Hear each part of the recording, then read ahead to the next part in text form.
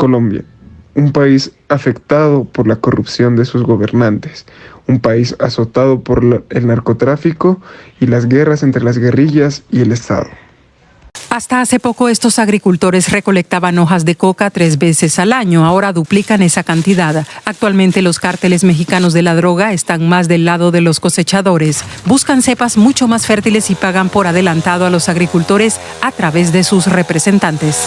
Por primera vez en muchos años, los cultivadores de coca en la región tienen el dinero al contado y muchas veces por anticipado, porque la capacidad de mover el dinero, que lo mueven en efectivo desde Cúcuta al Catatumbo, es inmensa. Los cárteles disponen del dinero para que muchos agricultores de la región se dispongan a cumplir con la demanda que les exigen, y parece funcionar. El rendimiento medio anual de hoja de coca cultivada por hectárea ha aumentado. Buenas noticias para los cárteles, pero más presión sobre los campesinos. Quien tiene el control de las áreas de cultivo y de los laboratorios y puede cumplir con la demanda, pues ese es el que mantiene la relación con los mexicanos. Algunos agricultores experimentan con nuevas semillas, unas variedades especialmente fértiles financiadas por los cárteles, que también subvencionan laboratorios y almacenes desde donde coordinar los envíos, y zonas portuarias con acceso al Océano Pacífico. Pero con el aumento de las ganancias también crece la violencia. No total del Estado. Y no solamente de ahora, es a través de todos los tiempos. Esto tiene unas raíces enormes, porque el gobierno ha sido permisivo, el Estado ha sido permisivo con las familias pobres. La falta de oportunidades y de presencia policial juegan en favor de los cárteles. Su dinero constituye para los agricultores una fuente de ingresos muy necesaria y en muchos casos irrechazable. Argentina finge ser un país admirable y de ejemplo, pero sus índices de pobreza e inflación solo permanecen en alza. ¿Cuál es su ejemplo y por qué destilan tanta superioridad?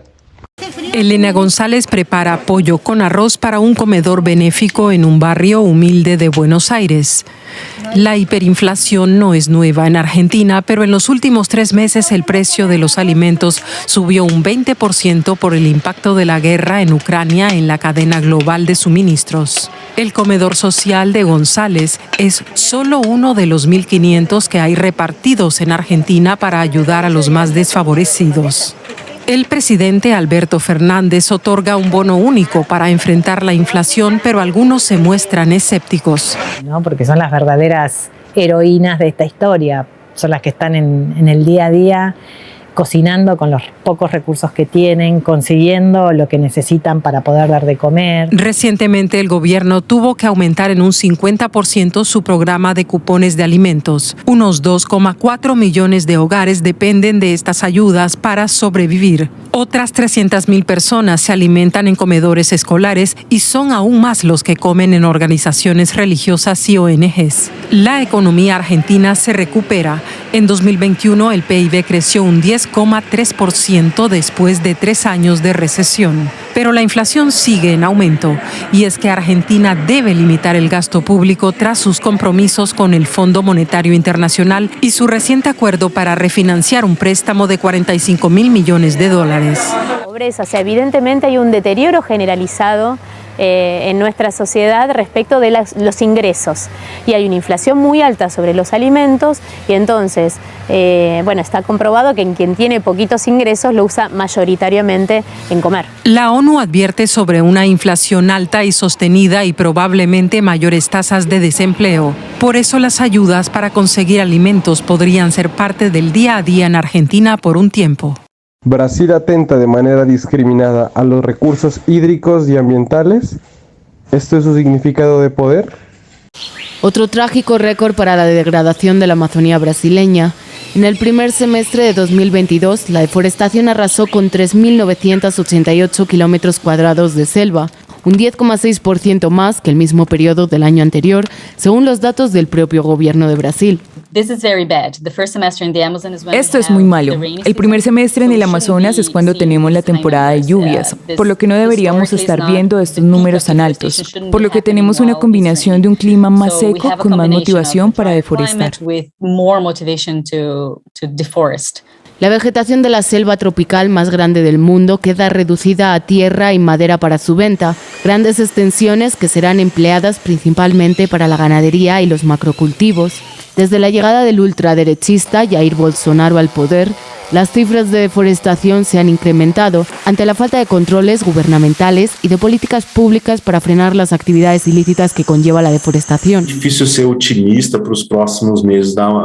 Es difícil ser optimista para los próximos meses en la Amazonía. Sabemos, incluso por estudios académicos, que en año electoral tenemos un aumento de la deforestación. Por lo que se ha deforestado en este primer semestre, es muy posible que también haya muchos incendios durante el verano amazónico, la estación más seca. Si bien esta problemática preocupa más fuera que dentro de Brasil, con una larga tradición de deforestación potenciada desde las mismas instituciones en los años 80 y una carencia de conciencia medioambiental, los ambientalistas confían que sea un tema de campaña de cara a los comicios de octubre. Venezuela es una incertidumbre, lo que significa un desconocimiento de su situación actual. ¿Su modelo económico es la causa de su crisis política y económica?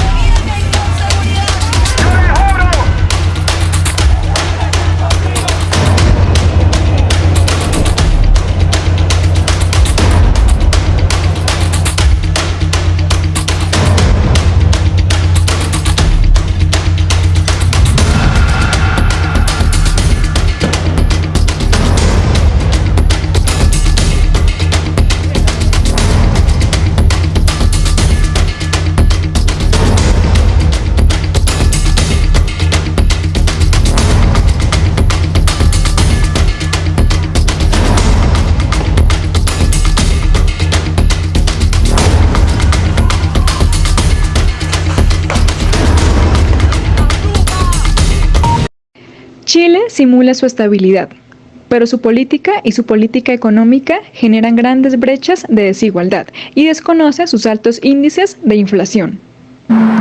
Pérdidas en el empleo, menor inversión y estancamiento en los sueldos. Esos son los riesgos de una recesión económica, el escenario que enfrentará Chile en el año 2023.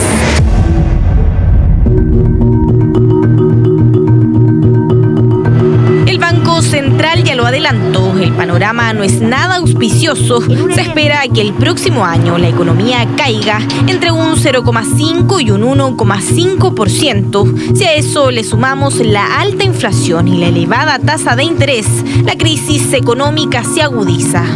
La economía se está ajustando, está mostrando cifras negativas y eso tiene que ver con, de alguna manera, ajustarse frente, ¿no es cierto?, a un gasto y un crecimiento en 2021 que estuvo por sobre, ¿no es cierto?, lo razonable, o que estuvo desbordado en algunos indicadores, y eso hace ver entonces que es necesario hacer este ajuste. Bolivia. Un nuevo modelo económico ha permitido que el país tenga el menor porcentaje de inflación y desempleo. ¿Qué se debe aprender de ellos? Al contrario de lo que pasa con otros países vecinos, la moneda nacional de Bolivia, el boliviano, se ha mantenido fuerte. ¿Por qué? Porque el país sudamericano tiene un tipo de cambio fijo respecto al dólar estadounidense. Este tipo de cambio fijo establecido hace más de una década se mantiene gracias a que las autoridades inyectan dólares de sus reservas en el mercado. El gobierno del presidente Luis Arce argumenta que los grandes recursos obtenidos a partir de la nacionalización de los hidrocarburos permitieron fortalecer al boliviano, reducir el costo de los productos importados y contribuir a una baja inflación. La segunda razón que explica por qué Bolivia tiene una inflación tan baja es que el país subsidia muchos de los productos esenciales que consume la población. Por ejemplo, el precio de la gasolina se ha mantenido estable en el tiempo con un valor cercano a $0,5 por litro, pese a que el precio del petróleo sigue disparado en los mercados internacionales.